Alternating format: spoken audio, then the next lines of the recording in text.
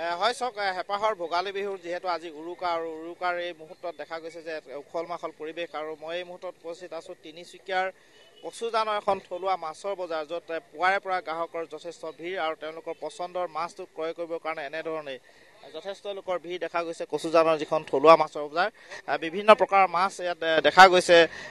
যিবিলাক মাছ ইয়াৰ মাগুৰী বিলৰ পৰা আৰম্ভ কৰি যি ব্ৰহ্মপুত্ৰ আছে, ডিব্ৰু নদী আছে, এই এনেকুৱা ধৰণৰ স্থানীয় মাছেৰে ভৰি আছে এই বজাৰখন। আৰু বিভিন্ন লোকে এতিয়া পুৱাৰে পৰা এই নিজৰ পচন্দৰ মাছটো ক্ৰয় কৰিবৰ কাৰণে এনেধৰণে ভিৰ কৰা পৰিলক্ষিত হৈছে।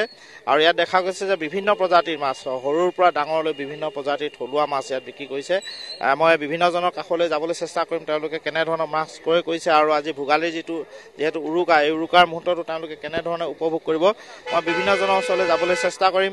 আৰু দেখা গৈছে যে পুৱাৰে পৰা যথেষ্ট গ্ৰাহকৰ ভিৰ আৰু তেওঁলোকৰ সৈতে মই কথা পাতিবলৈ চেষ্টা কৰিম। তেওঁলোকে কিমান ডাঙৰ মাছ ক্ৰয় কৰিবলৈ বিচাৰিছে বা ক্ৰয় কৰিছে, কিমান দামত ক্ৰয় কৰিছে, ক'ৰ পৰা মাছবিলাক অনা হৈছে, এই ধৰণৰ বিভিন্ন কথা জানিবলৈ চেষ্টা কৰিম। দাদা, আপোনাৰ ওচৰলৈ আহিছোঁ যিহেতু আজি ভোগালীৰ উৰুকা, আপুনি কি মাছ কিনিছে? চিতল মাছ লৈ গৈছে। কিমান ডাঙৰ? সেইটো হেৰিমান হ'ব, 4 কেজিমান হ'ব। হয়, লোকেল নে বাহিৰৰ পৰা অনা? সিহঁতেতো কৈছে লোকেল বুলি, গম নাপাওঁ আৰু। দেখা গৈছে যে প্ৰায় 5 কেজি ওজনৰ এটা চিতল মাছ ইতিমধ্যে দাদাই ক্ৰয় কৰিছে। আৰু মই যিজনে বিক্ৰী কৰিবলৈ আনিছে, মই তেখেতৰ পৰা জানিব চেষ্টা কৰিম। দাদা, এই চিতল মাছটো ক'ৰ পৰা আনিছে আপোনালোকে? বালিজান। কিমান ওজনৰ এইটো? এইটো 5.5 কিলো। আৰু কি মাছ আছে?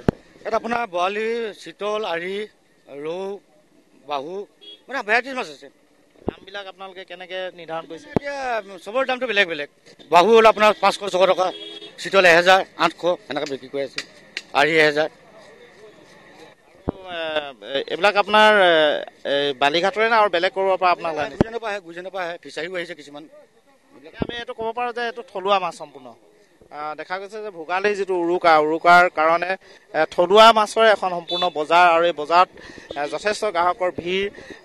ইয়াত 4 পৰা 10 কেজি ওজনৰ মাছ, এয়া চিতল মাছেই হওক, ৰৌ মাছেই হওক বা বৰালিয়ে হওক, বিভিন্ন প্ৰকাৰৰ মাছ ইয়াত উভৈনদী হৈ পৰিছে। আৰু এই মাছ ক্ৰয় কৰি হেঁপাহৰ যি ভোগালীৰ উৰুকাটো তেওঁলোকে উপভোগ কৰিবৰ কাৰণে এনেধৰণে আজি পুৱাৰে পৰা যথেষ্ট ব্যস্ত হৈ পৰা দেখা গৈছে। মই আৰু এগৰাকী ক্ৰেতা আছে, তেখেতৰ পৰা জানিবলৈ চেষ্টা কৰিম।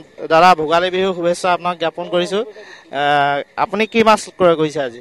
বাহুকে কিনিছোঁ আৰু।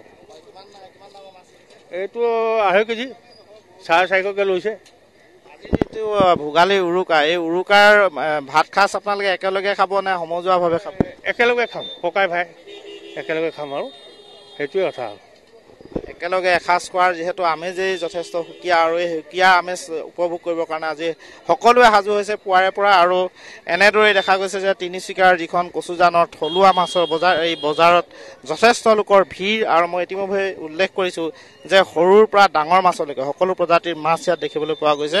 আৰু বিশেষকৈ ইয়াৰ যি ডিব্ৰু নদী আছে, মাগুৰী বিল আছে, ব্ৰহ্মপুত্ৰ আছে, এই স্থানীয় যিবিলাক বিল আছে, নৈ আছে, এই নৈৰ পৰা তেওঁলোকে মাছ ধৰি পেলাই এনেধৰণে ভোগালীৰ আনন্দ যাতে স্থানীয় লোকসকলে উপভোগ কৰিব পাৰে, তাৰ কাৰণে আজি যথেষ্ট ইয়াত সুবিধা দেখা গৈছে। আৰু ইয়াৰ যিসকল মাছৰ বিক্ৰেতা আছে, তেওঁলোকে থলুৱা মাছক আজি যথেষ্ট অগ্ৰাধিকাৰ দিছে।